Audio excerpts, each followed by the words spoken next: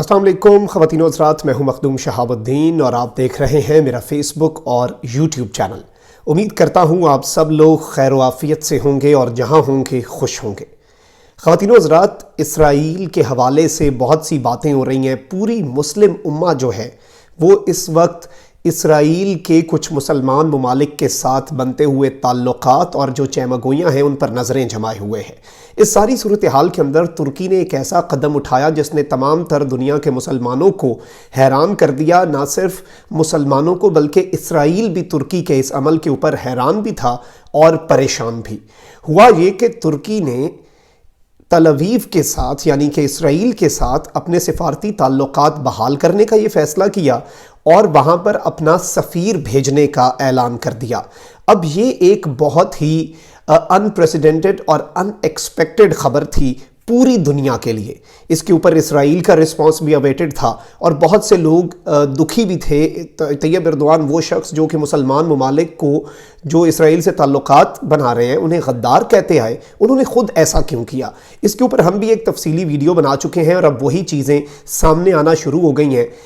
तुर्की का जो मीडिया है, तुर्की का मीडिया क्या कह रहा है, तुर्की के अंदर क्या बातें हो रही हैं और किस तरह से तैयब एर्दोआन का जो सपोर्टर मीडिया है, जो कि हुकूमत का प्रो गवर्नमेंट मीडिया है टर्की का, वो क्या बातें कर रहा है जो कि इसराइल की नींदें हराम कर चुका है और यरूशलेम के अंदर दाखिल होने की बातें हो रही हैं, यरूशलेम के ऊपर कब्ज़े की बातें हो रही हैं और किस तरह से इसराइल जो है उसके लिए सबसे बड़ा ख़तरा, ईरान से भी बड़ा ख़तरा तुर्की बन चुका है। और ये बात किसी और ने नहीं बल्कि योसी कोहन ने कही है। और ये योसी कोहन जो है ये मोसाद का चीफ है और इसे ही कहा जा रहा है कि ये मास्टरमाइंड है अरब ममालिक के साथ इसराइल के बढ़ते हुए ताल्लुकात का। तो इसने भी ये बात कर दी है कि ईरान से बड़ा ख़तरा इसराइल के लिए तुर्की है। और साथ ही साथ एक और बड़ी खबर ये है कि जो हमास की बातें हैं, हमास एक दहशतगर्द तंजीम है बकौल इसराइल, यूरोपियन यूनियन और अमरीका के। ये इसे एक दहशतगर्द तंजीम कहते हैं, लेकिन तैयब एर्दोआन जो हैं हमास के लीडर्स को टर्की भी बुलाते हैं। अब इस पूरी सूरत हाल के अंदर तुर्की का इसराइल के अंदर अपना सफ़ीर भेजना, फिर तुर्की के मीडिया की बाकायदा तौर पर हुकूमत के बिहाफ पर इसराइल को धमकियाँ और फिर इसराइली मीडिया की उसके ऊपर रिपोर्टिंग और ख़तरे की घंटी बजाना अपनी हुकूमत के लिए, ये इस वक्त बड़ी दिलचस्प सूरत हाल बन चुकी है जिसे तमाम तर लोगों को अंडरस्टैंड करना होगा। ये सब कुछ आज की इस वीडियो में आपके सामने रखेंगे, लेकिन उससे पहले अगर अभी तक आपने इस चैनल को सब्सक्राइब नहीं किया तो सब्सक्राइब भी कर लें और घंटी के निशान को भी दबा दें ताकि आने वाली तमाम तर जो वीडियोज़ हैं वो आप तक पहुँचती रहें। और इसी तरह मुकम्मल ईमानदारी के साथ हक़ाइक़ पर मबनी सच्ची और मुस्तनद ख़बरें मैं और मेरी टीम आपकी खिदमत में पेश करते रहें। ख़वातीन व हज़रात, मामला कुछ यूँ है कि टर्किश मीडिया जो है उसने कुछ बड़ी ही इंपॉर्टेंट बातें कही हैं और ये जेरूसलम पोस्ट है जो कि इसराइल का जरीदा, उसने इस खबर को बड़ा बढ़ाया, बड़ा चढ़ाकर पेश किया और इसके ऊपर इंपॉर्टेंस इसे लाजमी तौर पे देनी भी चाहिए। और ये बड़ी ही चश्मकुशा बातें हैं इसराइल के लिए। खबर है, Turkish media वाउज to take over तल अवीव, कॉल्स ऑपोजिशन टेररिस्ट। जो तुर्की की अपोजिशन जमातें हैं उन्हें दहशतगर्द कहा टर्किश मीडिया ने और कहा कि हम इस बात के अज़म का इरादा करते हैं कि हम तल अवीव के ऊपर जो कब्ज़ा है वो करेंगे, उसे टेक ओवर करेंगे।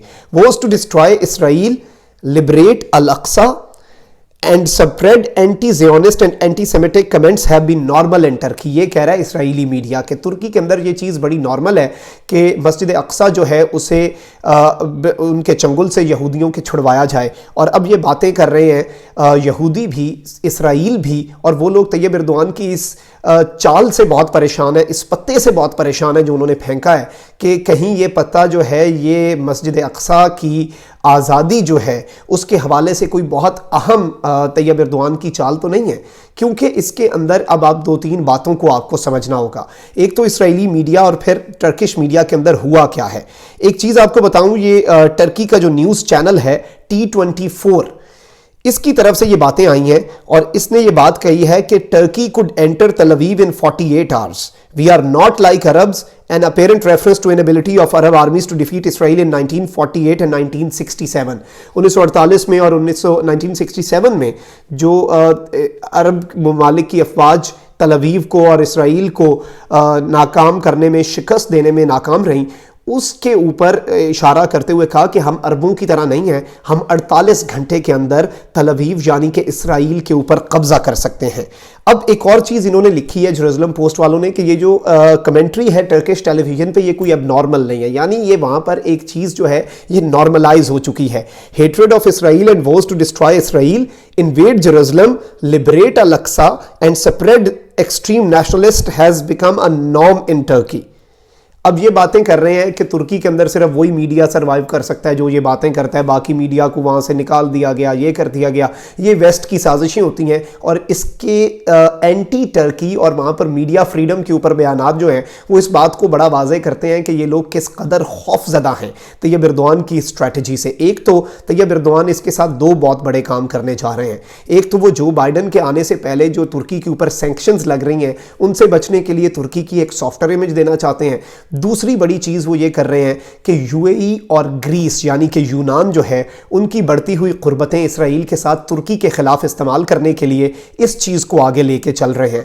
اب آپ ترکی کی امپورٹنس دیکھیں کہ ترکی کی طرف سے سفیر بھیجنے کی بات ہوتی ہے اور اسرائیل کے اوپر اسرائیل جو کہ انتظار کر رہا ہوتا ہے کہ کوئی مسلمان ملک ہمیں تسلیم کر لے, کوئی مسلمان ملک سفارتی تعلقات قائم کر لے. اچھا ایک اور چیز آپ کو بتا دوں کہ 1948 کے اندر ترکی پہلا ملک تھا, مسلم میجورٹی ملک, جس نے اسرائیل کو تسلیم کیا تھا. ترکی کے اسرائیل کے ساتھ بڑے اچھے تعلقات رہے, 1990 کی دہائی بڑی اچھی رہی, لیکن جب طیب اردوان 2002 میں آئے اس کے بعد سے جب طیب اردوان کی حکومت چلتی رہی اور انہوں نے آہستہ آہستہ وزیر اعظم بنے, پھر وہ صدر بنے, تو اس کے اندر ٹرانزیشن آئی اور تقریباً 8-10 سال کے اندر ترکی کے اسرائیل کے ساتھ تعلقات بہتری سے خرابی کیا اب تو انتہائی کشیدگی کی طرف جا چکے ہیں.